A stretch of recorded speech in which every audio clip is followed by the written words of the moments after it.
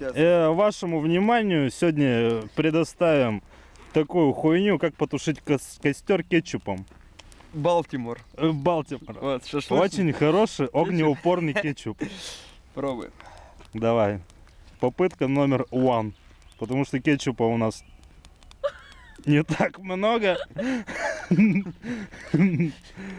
Но тушит нормально. Я Обратите говорю. внимание, как он тушит хорошо.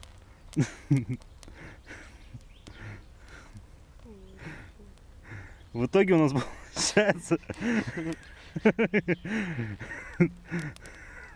такой пирог. Вот как бы его еще можно размазать по горячим частям костра. Надо больше было. Да, надо просто больше кетчупа. А так-то он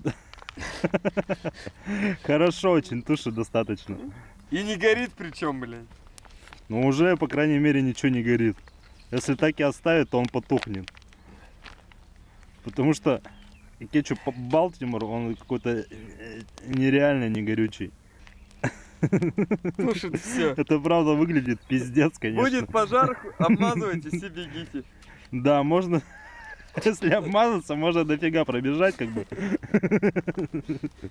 Вот.